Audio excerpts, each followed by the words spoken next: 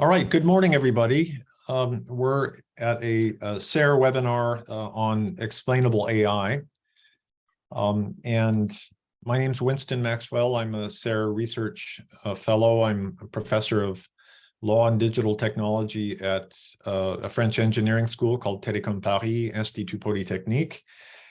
And we're here today with three very well-known panelists that I'll introduce shortly. Lucia Scioli from DG Connect, Carlos Romero, permanent representative for Spain for technology matters at the European Union, and Danielle Okma, data protection manager at Uber. Now, this webinar will consist of a statement by our three guests, and then a dialogue Q&A session. So please use your chat function and Q&A function on the bottom of the screen to ask questions so that we can have plenty of subjects to talk about with our panelists. I'll first make about a 10-minute introduction to introduce the subject of explainable AI. And then we'll move to the three panelists, and then we'll have a dialogue. First of all, just a note, Alexander Destriel, I'm replacing him because he's got the flu and wasn't able to join us this morning at the last minute. So he apologizes for that. Let me say a few words about explainability and explainable AI. First of all, what does explainability mean? Let's talk about definitions. Well, if you look in the proposed AI Act, you'll never see the word explainability. Actually, in fact, you see the word explainability in none of the legislative documents I've found. But it's a term that's been widely studied in various communities, scientific communities of machine learning, law, philosophy, human-computer interactions. There are different disciplines that study explainable AI from different perspectives. Let me just ask the first question. Well, is there a difference between interpretability and explainability in terms of definitions? Well, I don't think we should focus on that. There's been a lot of papers about, what does interpretability mean? What does explainability mean? And sometimes they give conflicting guidance on that. So I'm just going to use the generic word explainability. But if we keep going on the definitions, what we need to focus on in particular in this discussion today is the difference between what we call global explainability and local explainability. Let me explain the difference between those two concepts.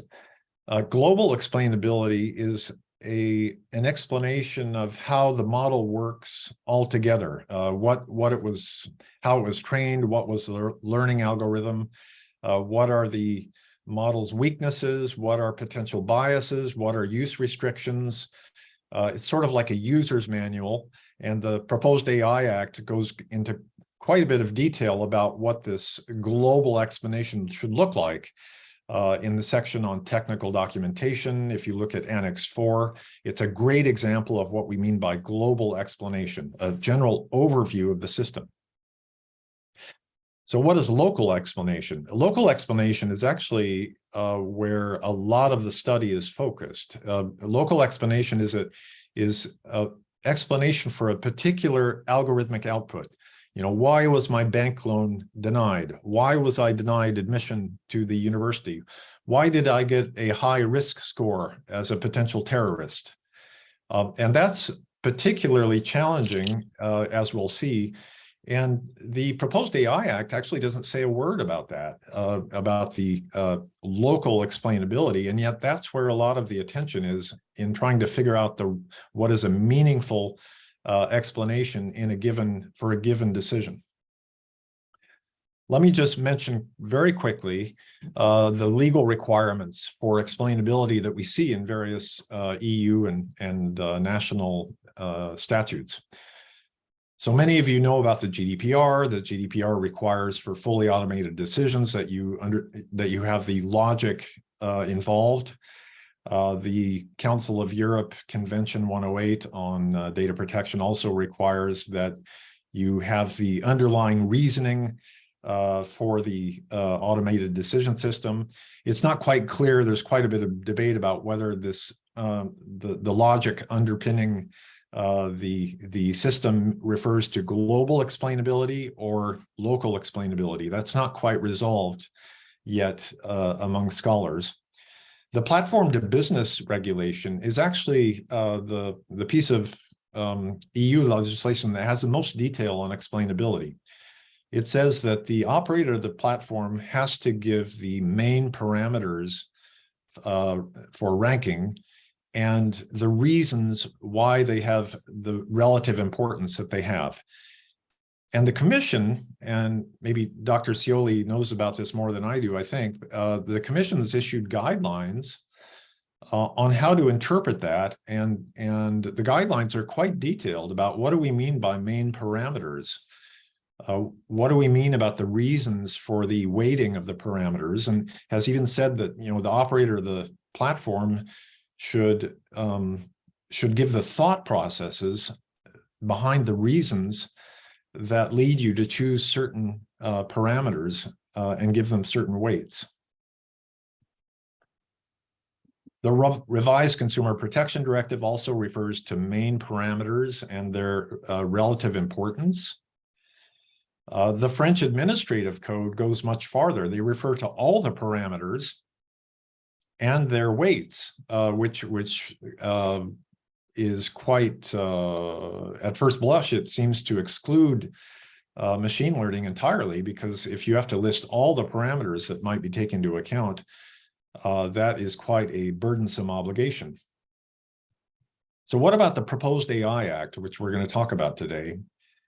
The proposed AI Act focuses a lot, as I said, on global explainability. There's a section, Article 11, talks about complete technical documentation, and it refers to an annex that lists all the things you should say about the algorithm, you know, how it was trained, what its weaknesses are, what its designed usage is, et cetera, et cetera. This is picked up in Article 13, which requires that the algorithmic system, the high-risk algorithmic system, be accompanied by instructions for use. And those instructions for use should help the user understand the limitations and be able to interpret the output correctly.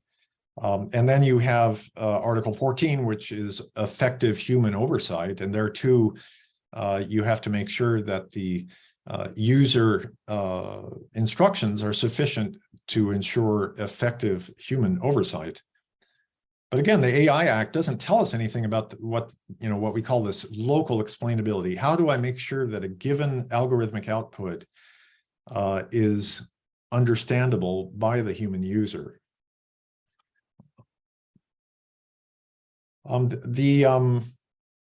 Just to round out the legal requirements, the European Court of Justice made an important decision this summer in a case called La Ligue des Droits Humains. It's regarding the PNR directive and algorithmic processing of passenger data to detect terrorism. And there they said, the court said that, you know, explainability is really important so that the individual human operator who is making a decision about an alert, you know, should I investigate so-and-so? Should I let this person board a plane? Should I question the person? And so forth, based on an algorithmic alert, that the explanations for an individual alert have to be sufficient so that the human operator can understand the reasons why this person was flagged as a risk. And the court went so far as to say that this basically excludes machine learning from that type of use case. So, when we talk about explainability, we talked about global, we talked about local. Let's say a word about the purposes of explainability. There are basically, the literature says there are four big purposes. The first is to justify decisions. The second is to enhance control over decisions. The third is to improve the model. And the fourth is to gain scientific insight. Now, those last two, improving the model, gaining a scientific insight, really don't need regulation to help you get there. Actors will be motivated to insert explainability tools to improve model performance, to gain scientific insight. So the regulation part really focuses on justifying decisions and increasing control. Now, just a word about what does justifying the decision mean? Because there we find that an explanation is not necessarily a justification. An explanation for why my bank loan was denied could be that the algorithm has detected a correlation between people who own a certain brand of cars and loan default. Now, that may be a perfectly accurate explanation, but it won't necessarily be a legally recognized justification. Owning a car of a certain kind doesn't necessarily justify denying a loan. And so justification usually means that you have to refer to other sets of norms that are set by humans that have some legitimacy and that make sense. So, you can't refuse a loan because somebody wears red socks. You can't deny admission to a university and so forth. There must be some relevancy and logical link and some legitimacy in the norms that you refer to, the rules that you refer to, and the algorithmic decision. And justifying decisions is, of course, very important to permit people to challenge decisions, to permit courts to review. And that links to the issue of ensuring control over algorithmic systems, which the AI Act focuses on. You need explanations so that the people who take responsibility for algorithmic decisions can, again, justify them, can control for false positives. That's the online terrorism content regulation, which requires a human to screen to make sure that the taking down and the reporting is not a false positive. And then you need courts, of course, to review algorithmic human decisions and algorithmic decisions to make sure that they are legal. So let me stop there and go to our speakers. The two themes I'd like the speakers to think about are, first of all, what does it mean to have a meaningful explanation in algorithmic systems? And then, given all these legal requirements, that we discussed, main parameters, justifications, is there a need for harmonization of all these texts that require explainability, but come at it from different directions? So let me introduce Lucilla Scioli first. Dr. Scioli has a PhD in economics. She's in charge at DG Connect for artificial intelligence and digital industry. She's been with the European Commission quite some time, has a very important role in the debate around the AI Act. So, Dr. Scioli, the floor is yours. Well, thank you very much, and good morning, everybody, and thank you very much for inviting me to this event. So I understand the discussion today is mostly based on explainability and also consistency with existing law. But let me first remind very briefly the fact that the Artificial Intelligence Act is an act which is aiming at making sure that the use of artificial intelligence does not violate our required rights in terms of fundamental rights and safety standards. And because of that, it is a horizontal act, so it applies to all the sectors. Effectively, the characteristics of artificial intelligence systems and the reasons why some usages need to be regulated are common to all the different applications, whether they happen in banking or whether they happen in self-driving cars or in other kinds of application. And they relate very much with things like the complexity, the continuous learning of systems, the autonomous behavior of the systems, the opacity. Sometimes we refer to the black box, in particular in the presence of machine learning. And so these are all characteristics that make artificial intelligence intransparent, not explainable, not fully explainable. And this is why they can bring this risk of violation of our rights. But the first step that we have taken in writing the Artificial Intelligence Act was, first of all, to think that not all artificial intelligence systems are actually risk to violate our rights. And so we decided to take a risk-based approach. And we have an approach where we normally we show a pyramid of the kind of risk that we face. And so we have on top of the pyramid, we have the applications that we absolutely want to forbid, and they include things like social scoring, for example. Then below, we have a set of applications that we consider high risk, and this is very much the core of our framework. And we have an annex where we actually list these use cases that we consider to be high risk. And then we have another set of applications that we consider having a different kind of risk, and where we think that it is important to apply some kind of transparency obligations to indicate, for example, to the user that they're dealing with artificial intelligence, in particular when it is not so obvious that this is the case. For example, in some kind of chatbots, this could be applied. And then we have the majority of artificial intelligence systems that, in our opinion, don't need to be regulated.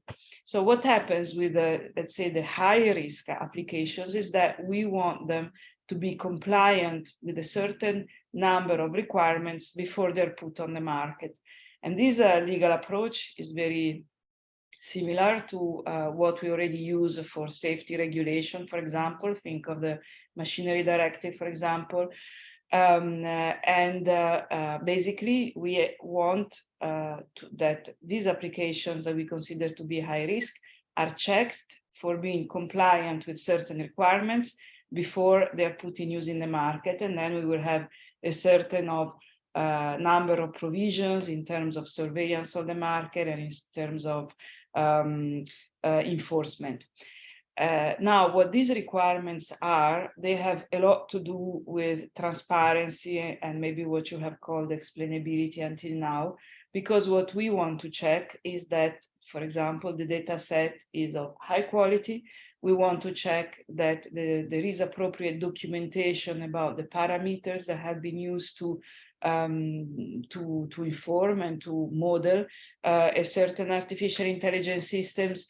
We want to make sure that there are instructions for use for the user of the artificial intelligence system, a little bit like when we use medicines, that we have the little brochure telling us when you can use it, what are the collaterals, when you should not take a certain medicine. So it's the kind of information that should be given to the user. And in particular, the user should be also empowered to put in place a certain kind of human oversight, which means that the user of the artificial intelligence system, and by the user, I mean those who actually deploy the artificial intelligence system, they have to be able to have some notion of understanding of how the artificial intelligence system works.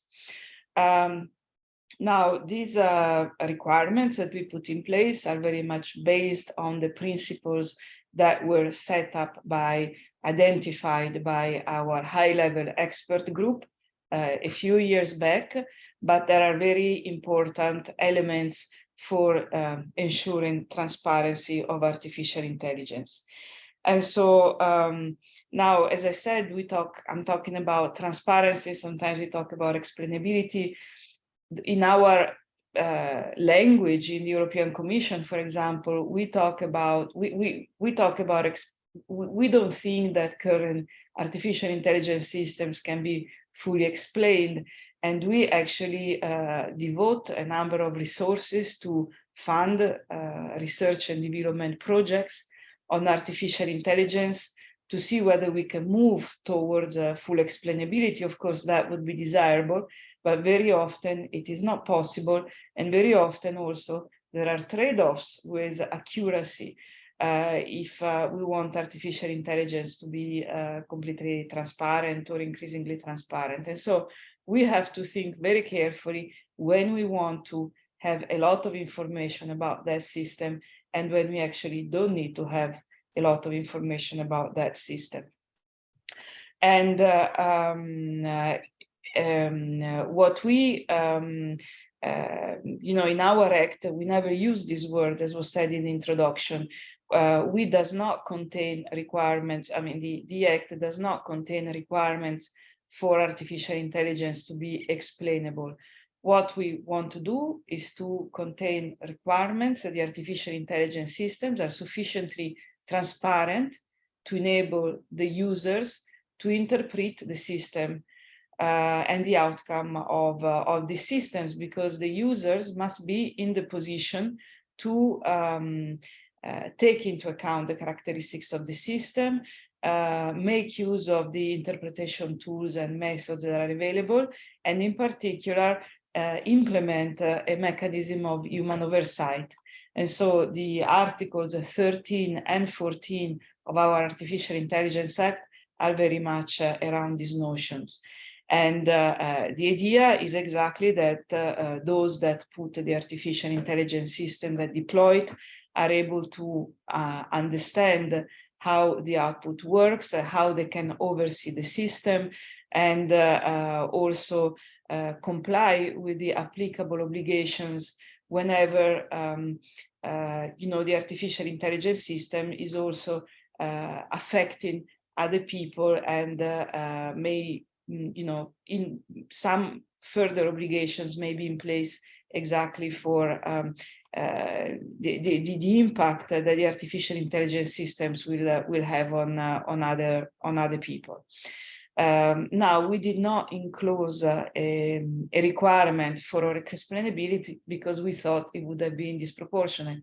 Not only many applications cannot be explainable, technically not explainable, but as I said earlier, in some cases, it could be also, there is also the risk of facing some trade-off with other characteristics of artificial intelligence systems, such as explainability. Now, of course, the artificial intelligence systems that are considered to be high risk very often are the ones that are also carrying implications in terms of personal data. And so the Artificial Intelligence Act is intrinsically linked and also fully consistent with the European provisions on data protection, so the GDPR. And this is very important because, of course, the GDPR already foresees a framework in terms of what is needs to be complied with and what should not be complied with, and also it brings in some requirements in terms of transparency that, of course, the artificial intelligence systems must be consistent with, and therefore also our Artificial Intelligence Act. So GDPR, safety regulation, consumer protection regulation, these are all laws and regulations in the European Union the Artificial Intelligence Act has to link with and be consistent with on the basis, of course, of our analysis that you can find in the impact assessment of the Artificial Intelligence Act. We believe our act is consistent with all this body of legislation. And so we are, putting forward this proposal, which is, as you know, the first in the world. We are just about to finalize our discussion with the member states, and then we will start important discussions also with the European Parliament in the trilogue in the course of 2023, and really look forward to being the first continent to being able to introduce a comprehensive and horizontal set of rules in this field, and then help the the use of artificial intelligence system meet our fundamental rights requirement, bring trust, and increase the use of the technology itself. So I will conclude here, and thank you very much. Okay. Thank you, Dr. Scioli. We will have many questions we want to ask you, but because time is running, I'd like Carlos Romero, who's permanent representative of Spain, a specialist in digital transformation. He's a digital transformation attaché to the European Union. To say a few words, please. I know you have you have to leave us a little bit early, so Carlos Romero, please tell us what you think.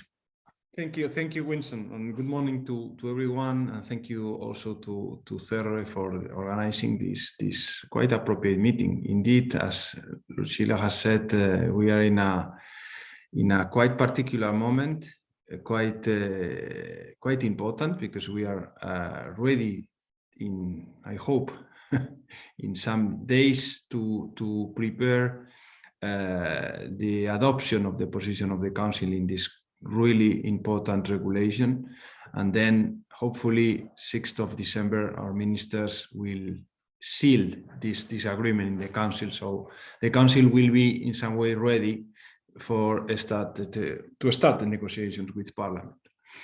Look, I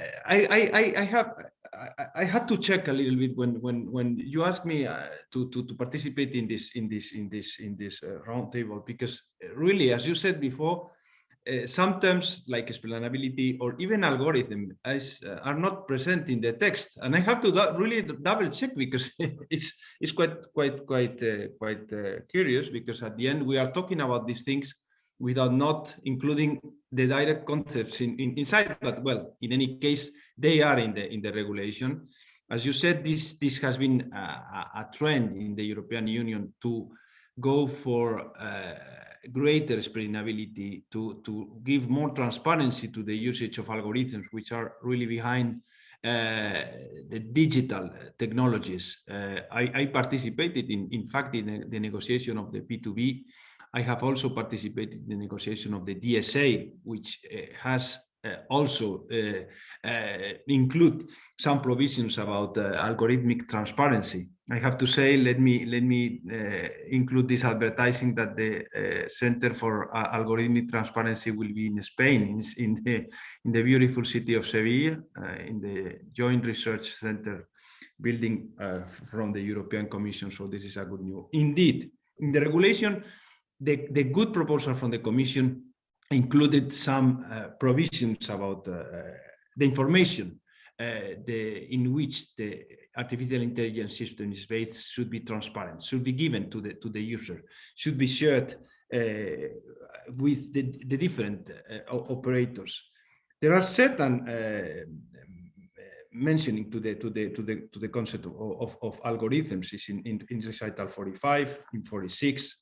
Also in 66, when we talk about substantial changes, and in this regard, this is not considered a substantial change if the changes occur to the algorithm or the performance of the system. So this is also an important mention. But I agree that the relevant, the substantial articles are Article 13 and 14, particularly Article 14 about the information the user should in some way the user should have.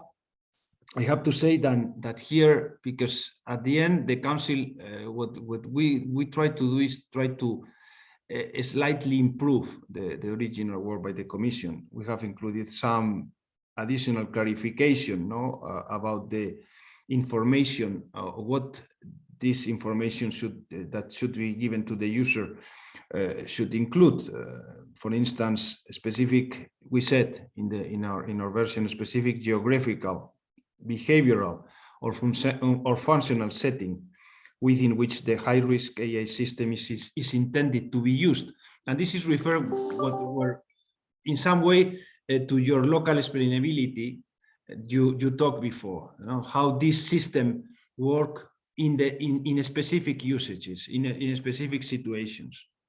Of course, we have afterwards the Annex 4. You mentioned also, Winston, also this Annex 4. Well, all this information is described. All in all, I think, as Lucilla said, that this regulation is extremely important, and we have to let this regulation run a little bit. So let the different operators from the value chain operate under this regulation. Let the users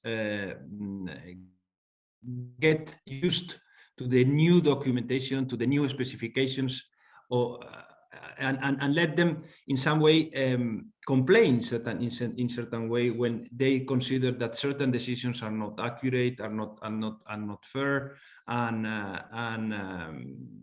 let the regulation in some way running with the competent authorities which will be in charge of enforce it. I think it's a really promising legislation. We are all doing all the efforts in our hands to try to this legislation to be ready during the next year, as Lucilla has also said before. We hope that the Swedish presidency will initiate the negotiations. We would really like that they finish them. If this is not the case, of course, we will be ready to jump in and for sure finish this regulation in a proper moment in time. Basically, is what I wanted to say. Thank you. Okay, thank you. But listening to you both, we see that the Artificial Intelligence Act is a horizontal, very general piece of legislation, and therefore has to be quite adaptable, and you can't obviously focus on each application and use case. Does that mean that the specifics of what's a meaningful explanation, for example, really have to be left to more vertical industry approaches, the decisions of the European Court of Justice, a little bit of GDPR with fundamental rights? Because that's again, we don't see those things in the Artificial Intelligence Act, and I'm understanding why now, because it has to be a very horizontal, flexible piece of legislation, and the requirements for a particular explanation in a given use case are really dependent on the specific context. And so it's hard to define that in advance. Is that sort of how you see things developing, Carlos Romero or Dr. Scioli? That you said we have to leave the AI Act, let it run, and then maybe the specifics about what sort of explanation is needed for a system, a face biometric recognition system, so that the human operator can be more accurate and minimize false positives. The specifics of that are really left to the use case. Lucilla, I think this is my understanding, of course. We are setting the horizontal framework with what could be done and what could not be done, and what. So this is the list of basic elements, and then of course we have these systems to let the systems run and learn a little bit with this, how this is working, and with of course the complaints, and indeed, I think this is basically the idea, no? But of course the Commission is the rightly interpreter.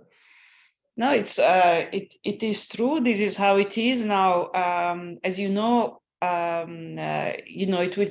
The law will not enter in force immediately after it's agreed with the Parliament.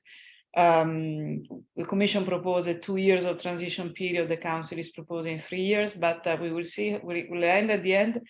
But this period is important because we're working on standards. And these standards will also provide information about what kind of documentation will have to be provided in the requirements. And so, the standardization organizations will be working with stakeholders, both from industry, but also from NGOs or fundamental rights organizations, to decide together what kind of information does the documentation have to provide to be sufficiently meaningful to give the instruments to those who deploy artificial intelligence to understand how the system works. Again, we did not use the word explainable, as you said many times, and I think it's not even used in the Digital Service Act, but we talk about transparency, or we talk about interpretability, because we don't think that these systems can be explainable, not at this stage of technology. We are pushing research to make them more explainable. But at the moment, really machine learning, and then you go into deep learning, they're not, but they are extremely accurate. And so they're very useful. And so we have to be able to document the necessary information to interpret them without pretending that they're fully explainable. And then if we need the full explainability for some reason, then maybe we should not use artificial intelligence for that reason. Yeah. Or use symbolic AI or some. Or another approach. Bueno, not machine learning, right? We have not to forget that this is a first effort, really worldwide, in introducing some kind of a smart regulation of this artificial intelligence. So we are the first to jump, and we will see how this works. In your example before, when you were talking about this, you don't get a loan because you have certain car. Of course, this will be forbidden. This is not logical. But the question is that with regulation, we will be able to access to the information on which these kind of decisions are taken or be made. And in fact, to try to avoid these kind of situations. And I have to say also, let me make this also the second advertising tip from Spain.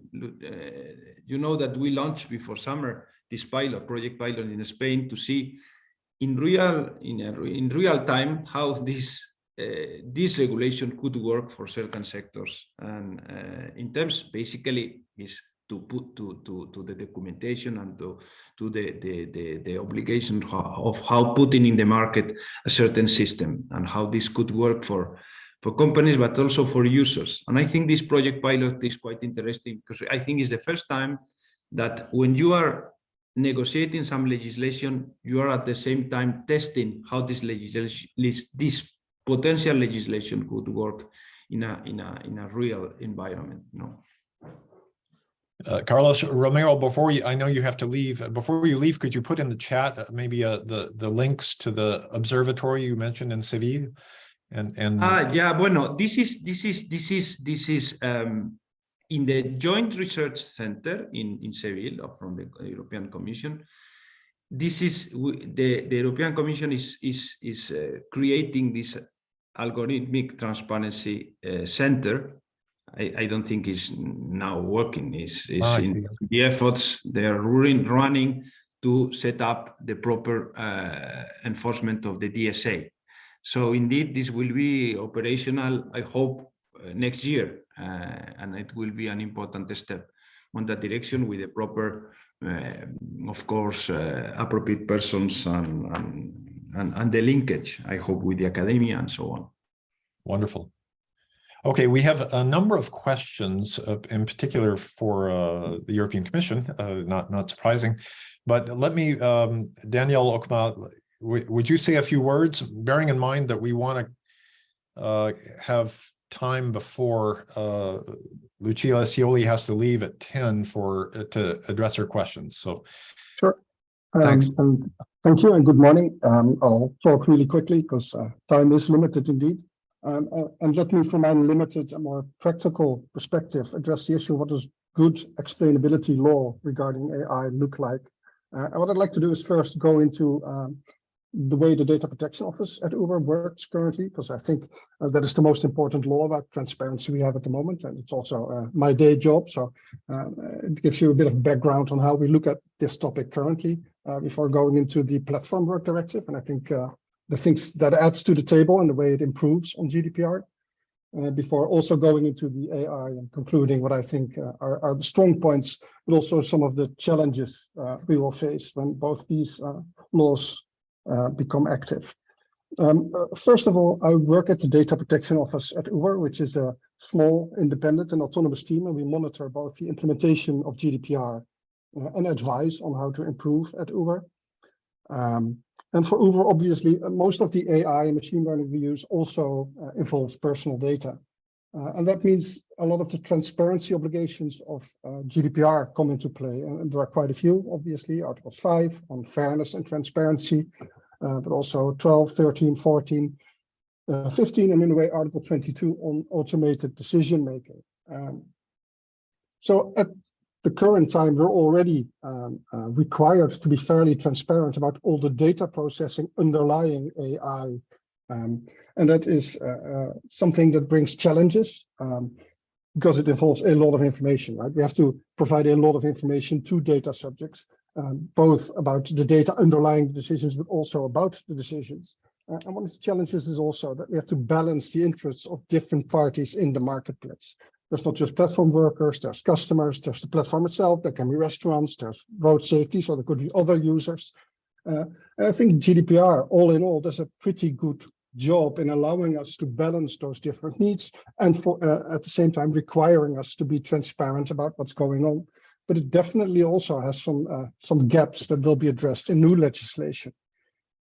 And I think one of the important ones, especially in this context, is obviously Article 22 GDPR that requires or that gives certain requirements about fully automated decision making, which obviously leaves the gap where decision making isn't fully automated but partially performed by humans, which, to be honest, is in the modern world how most important decisions are made. Which brings me to the Platform Work Directive. So what we really welcome about the Platform Work Directive is that it's in a way a lex specialis to GDPR. So it clarifies and gives more specifics on when to be transparent and how to address all these automated decision making, how to deal with algorithms and explainability and transparency. It also broadens the scope a bit to all meaningful decisions regarding workers. So not just the decisions that are fully automated, but also the ones that are supported by algorithms, which is definitely going to make my work a lot easier explaining this and advising on this to the business. And so I'd say we really welcome as a company the added transparency obligations that the Platform Work Directive brings to the table. I think, if I may, there are two challenges in the Platform Work Directive I'd like to address. The first, it does focus solely on platform workers. So it doesn't take the interests of all the other parties in that marketplace into account. And I think that could be risky. There are obvious interests, safety, consumer protection, etc., from other players in the platform or in that marketplace that we need to balance with the interest of platform workers. And there are also interests of Uber itself in, for instance, fighting fraud. And if these requirements, if we're not able to balance the requirements on transparency and informing people about all these algorithms, then that could be detrimental to other parties in the marketplace. Last point of potential challenge in the Platform Work Directive is that it doesn't really limit its scope to, like GDPR does, legal or similarly significant decision making. In platform work, there can be a large amount of artificial intelligence and machine learning involved. For instance, if someone uploads a picture of their driving license, a machine learning algorithm may check whether they're uploading a picture of a document or a picture of their cat, right? That's not very significant AI or a significant decision to make to reject a photo of a cat when you're supposed to upload a picture of your driving license. And I think it's up to the Platform Work Directive to also determine sort of a threshold when all the requirements come into play and when it's not significant enough to make platforms actually communicate about this with platform workers. Also taking into account, again, this is a lot of information. And if platforms start sending information about all their algorithms to everyone, then this runs the risk of becoming a bit like a cookie walls and just overloading people with information nobody in the end is going to read. I think moving on to the AI Act, again, this, and I really liked the distinction between local and global explainability that you pointed out in the beginning. I think the AI Act can bring a lot to the table and can really have a complementary effect to the Platform Work Directive and GDPR, because both don't really both are basically about risks to the individual, right? While the AI Act potentially could also look at risks to groups of people, risks to society that AI can sometimes cause. And I think in its different requirements for interpretability, where it's more about the provider of the AI system vis-a-vis the user of the AI system, it can take different risks into account. So I think if a artificial intelligence impact assessment were to be a part of the AI Act, it could be really beneficial in making sure that as a horizontal act, it makes sure that all the risks that AI poses are properly charted and potentially mitigated.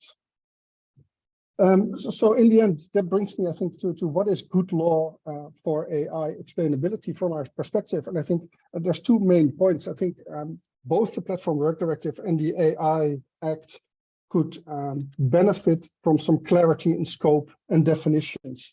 And that means not only thinking about AI that should be in scope of those acts, but also trying to reason about AI, machine learning that definitely should not be in scope. Because there are large amounts of AI, large amounts of machine learning that have fairly little effect on the people that are well, slightly affected by it, that probably shouldn't fall under all of the requirements of the Platform Work Directive and the AI Act. And I also think that it's up to legislators to make sure that there is not too much overlap in these different pieces of legislation. I noticed a few recent addendums to the AI Act that also mentioned platform workers again. I think having different laws, all having same or different requirements on the same piece of machine learning or AI could be overly burdensome and something to try to avoid. Okay.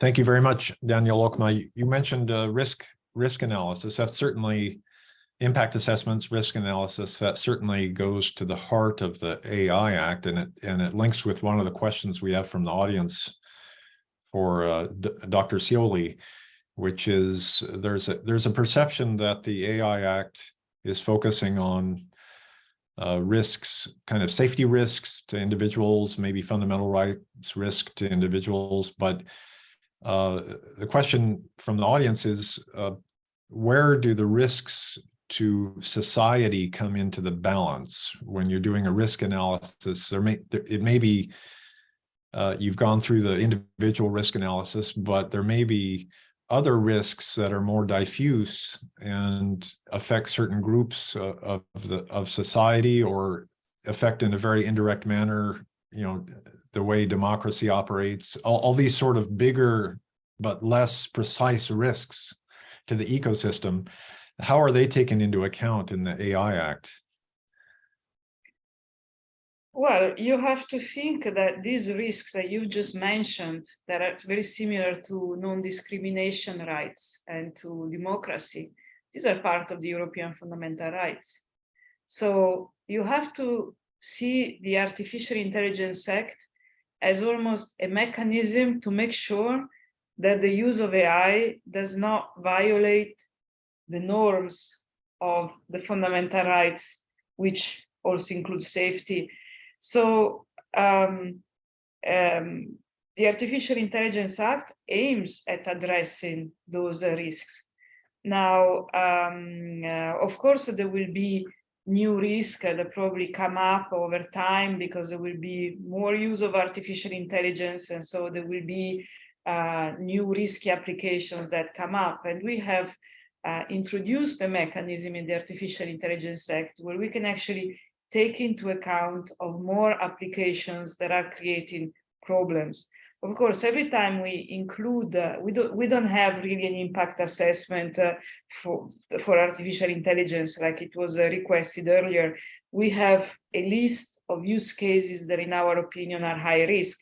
And this opinion is based on an impact assessment that we European Commission made at the very beginning, because there was evidence of this kind of problems. So as more artificial intelligence applications will come on the market and more applications will be, let's say, problematic, they will be captured by our analysis. We will be helped by an expert group of experts. We will be helped, if possible, by a database of incidents that the OECD is developing. And we will be able to include more high-risk applications over time through a delegated act. This is the, let's say, legal mechanism we have introduced in the act to keep the act up to date over time. So, but please do think of the act as a mechanism to ensure that we respect all the variety of fundamental rights, and that will include democracy, and that will include the non-discrimination. Also, keep in mind that we need to be consistent and not repeating, for example, the Digital Service Act or other pieces of legislation we have. So the disinformation aspects, for example, are much more addressed by the Digital Service Act than they are addressed by the Artificial Intelligence Act. Which leads me to sort of bring up Danielle's point, which is there will inevitably be overlaps. I think, you can't foresee every situation where, the GDPR or the Platform Workers Directive and the AI Act might create overlapping and maybe even inconsistent requirements. How are you dealing with that? I think it's just inevitable that those things will pop up, right? Maybe they will pop up in the future, but for the moment they have not popped up yet. And I mean, I'm not responsible for the Workers' Platform Directive, so meaning that I'm not an expert in the Workers' Platform Directive, but we have made sure that they are consistent. Now, in the Workers' Platform Directive, in terms of requirement, they go a little bit further than the Artificial Intelligence Act does, but it's a very specific case. And for the rest, we really hope to keep the Act on artificial intelligence horizontal and applying the same requirements everywhere, because that is part also of the legal certainty we would like to offer.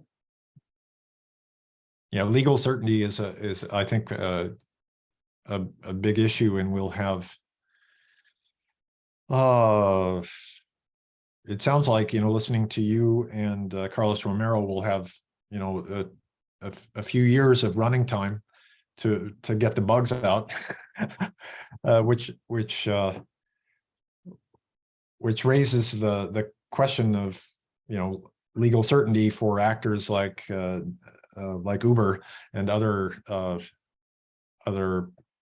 big users of artificial intelligence. Is that just sort of an inevitable fact of life that we're going to have to go through this running period, I suppose? Well, I think it's very important that we are ready. I mean, this is a new area.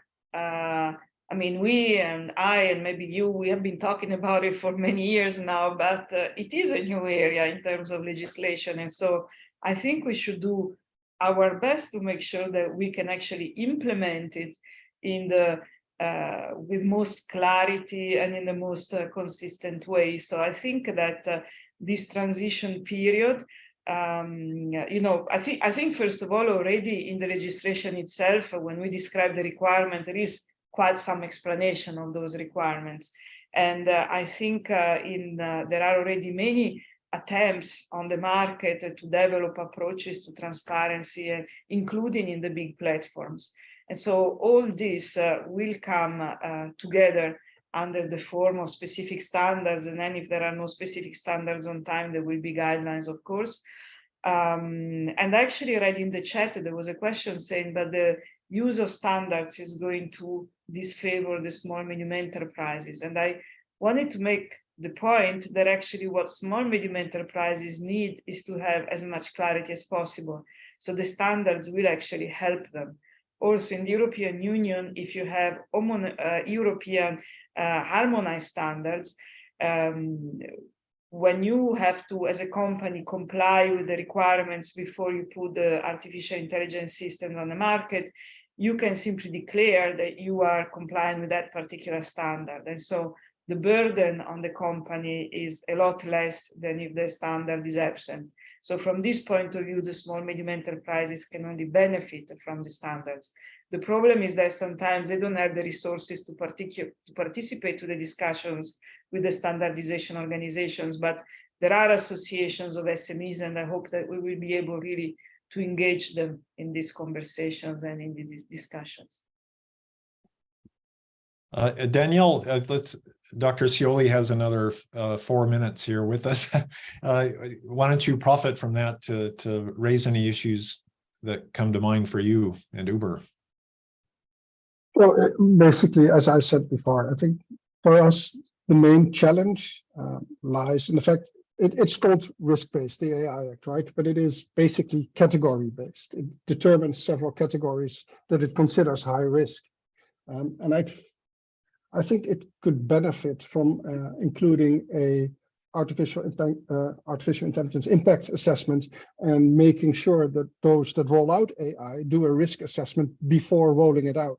And if that risk assessment then indicates, oh, this could potentially have risks to the rights and freedoms of individuals or society as a whole, then all the other requirements of the AI Act should come into play. But if it's basically a riskless application, then I think all those other requirements shouldn't come into play. And that has two benefits. It prevents AI that is riskless to fall under all the requirements. And it has the added benefit that you don't have to wait until a risk has materialized before then adding it to the annex and then adding all the requirements. You force people before rolling it out to assess whether these risks would materialize, so you can prevent them from happening. So I think that's my main points on the AI. That's the approach in the GDPR, isn't it? I mean, you have sort of a risk assessment, and you don't have a fixed list of high risk applications.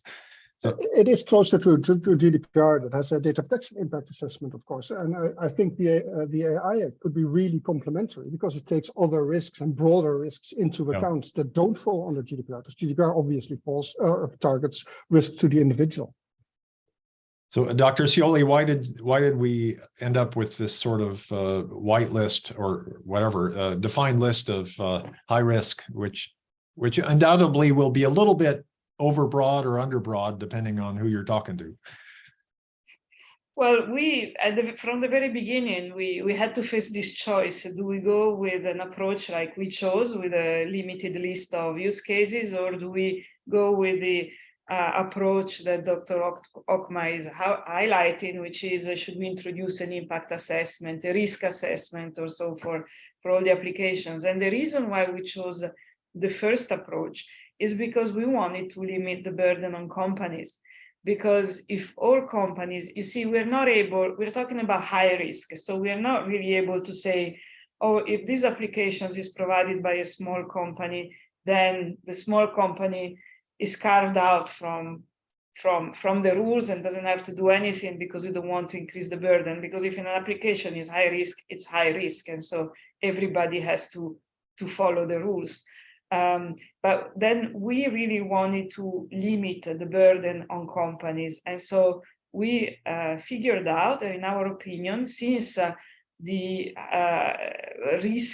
high-risk artificial intelligence applications are very, very limited compared to the whole market, that it was better to come up with a very limited list.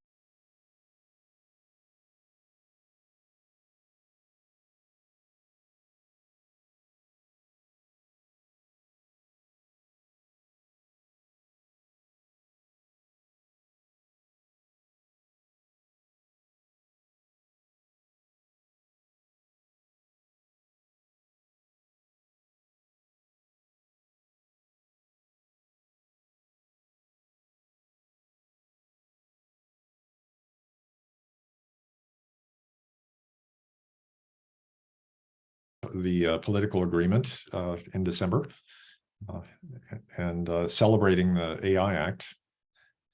For those who want to celebrate it, some may view it as unwelcome, but I think it does provide an example for the world, sort of a GDPR type, the Brussels effect, which being the first is kind of nice in a way, because you are showing the way, even though, as we said, there'll be a couple of years of running time to get the bugs out. So thank you very much. Thank you for inviting me. Thank you. Have a good day. Okay. Bye-bye. Okay. And the rest of you stay online, please. I want to pursue the conversation with Daniel Okma a little bit and pick up on some of the questions in the chat, and maybe respond to them jointly with Daniel. One question is, what is effective human oversight? And this is a huge. It's quite dependent on explainability as well, because we see that many of the solutions to protect people, whether under the GDPR or under the European Court of Justice decisions, one of the solutions is to get a human in the loop. So it's not a fully automatic decision. And that human in the loop is supposed to be able to protect people and filter out, bad, erroneous decisions, detect discrimination, et cetera. But how effective can we expect those humans to be when we're dealing with algorithmic results that they may have to review hundreds a day? And Danielle, have you any experience about that in the Uber platform? For sure. There are many significant decisions that we always have human agents take, and it's a difficult question, right? And it really also depends on the kinds of algorithm and the kinds of flags that we're dealing with.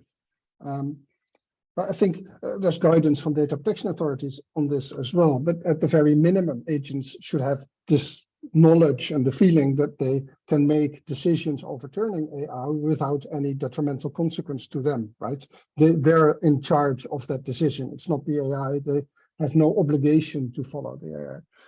But I think humans make decisions really different from the way computers make them, right? They look at different information. They should have the freedom to gather different information, to get the information of the person affected by the AI. And by looking at it from that different and human perspective, I think especially, for instance, in fraud cases where machine learning will have a completely different way of looking at all the data, picking out points that humans could never even perceive because there are so many data points. And that's where computers are really good. But then humans can put that into a context, look at the surrounding information, and make a better decision. So I think human and computer decision-making can be really complementary, and it can be done. And at the same time, sometimes it's a struggle, right? Sometimes an algorithm can point something out that is really almost certain, and that becomes really difficult to have any meaningful human intervention because all the evidence just points at a single conclusion. So it's a complicated question, but I think at the moment we do really well. Yeah, well, I know it's that all the big platforms put a lot of resources on ensuring some sort of effective human oversight, and it's not easy just due to the scale of the problem. There's a question from the Alexandra Veller about general purpose AI. Do you see that, Danielle? Yeah, I see the question. What do you think about her question? It's just almost as much a statement as a question. I think the AI Act would be better if it included a risk assessment, because again, this would be riskless AI that's still subject to all the requirements in the AI Act. And that's tricky. And it does add a burden to providers and users of general purpose AI that, in my view, shouldn't be there. Now, why? Can you give us an example of general purpose AI that is riskless? I'm not sure I understand what general purpose AI is, actually. What is it? The way I understand general purpose AI is that it isn't.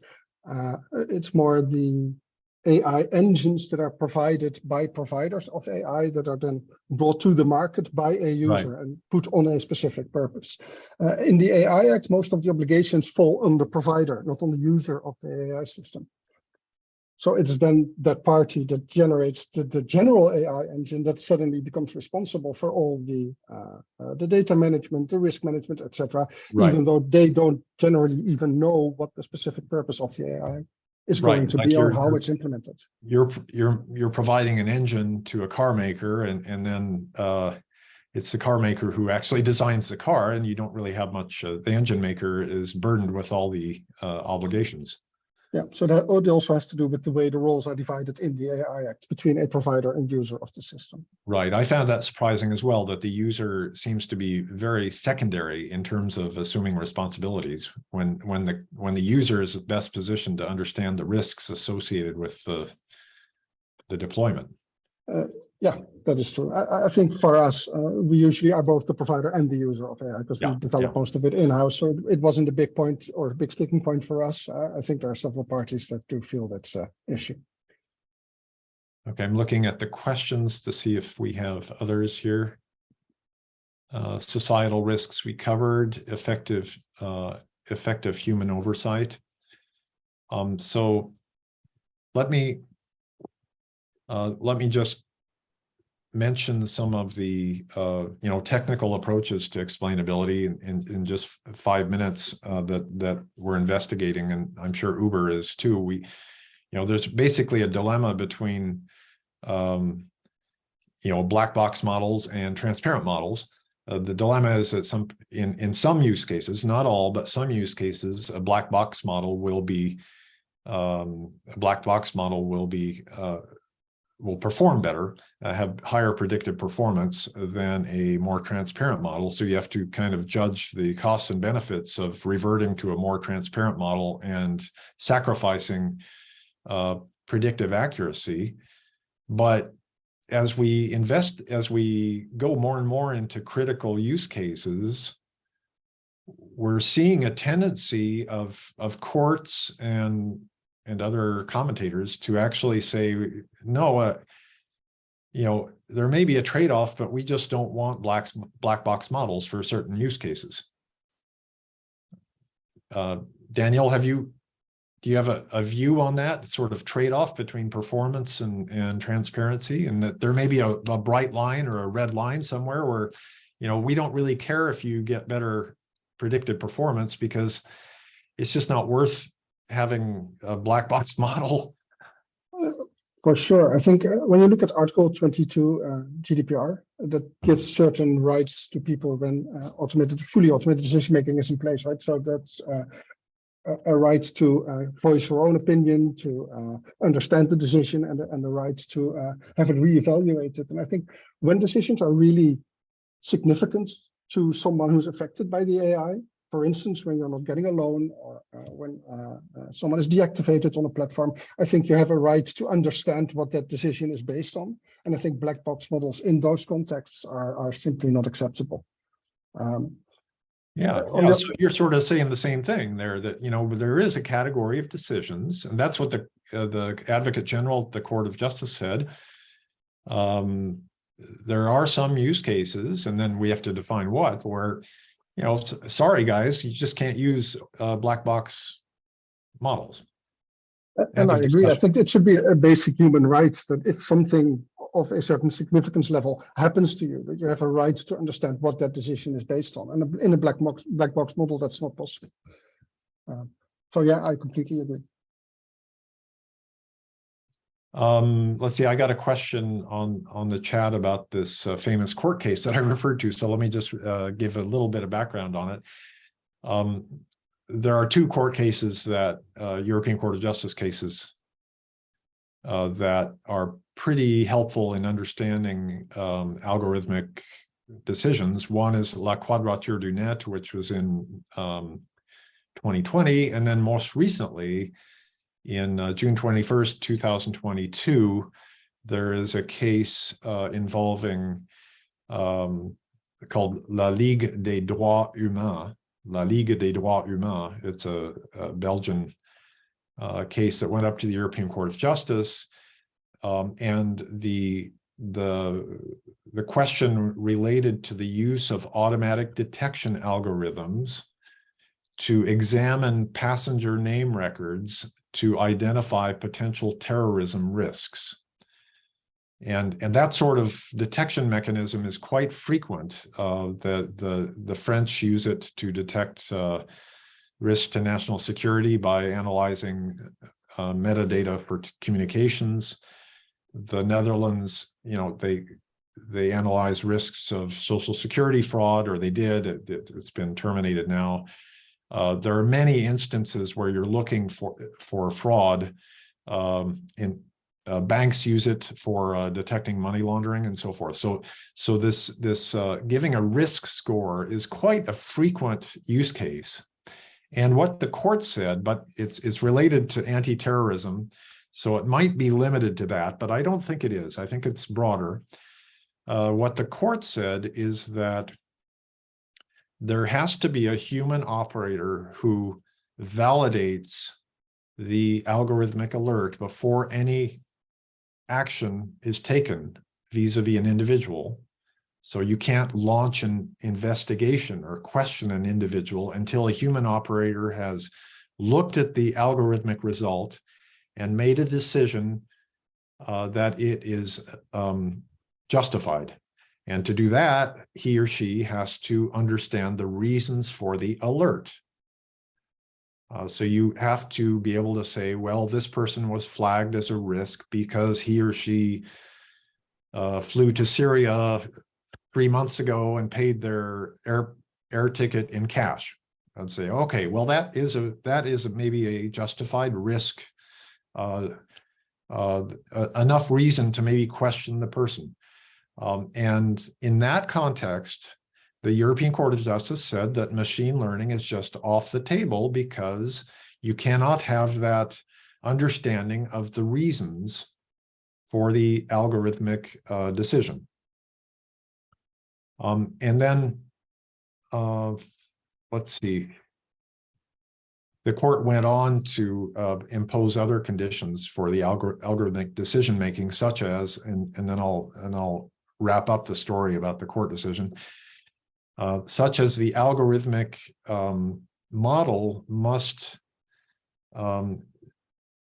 act almost like a courtroom and express, look at the indicia of innocence as well as the indicia of guilt. So there has to be almost like a courtroom-like fair balance of factors suggesting that this person is a potential terrorist, but person maybe is also innocent, and have almost a debate within the algorithm to make that algorithmic recommendation fair.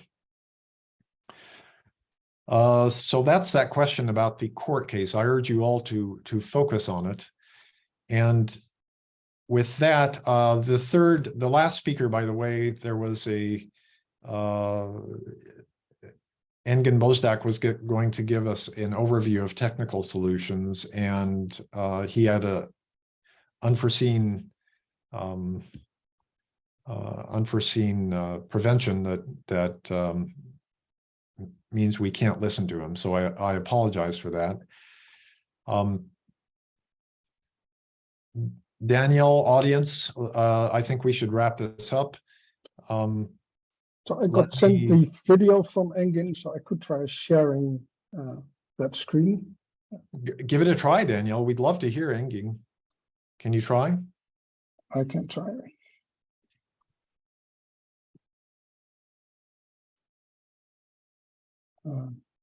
Engin is a data scientist within Uber and was preparing an overview of some of the technical issues around explainability, and Yeah, I can't share sound or optimize for video clips, so I don't think that's going to work. I don't think I have sufficient rights. Sorry. Yeah, we struggled with that, so I'm really sorry about that for the audience.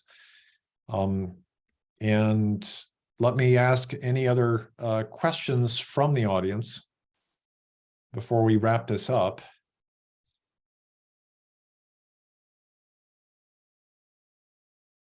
It looks like there is silence in the Q&A.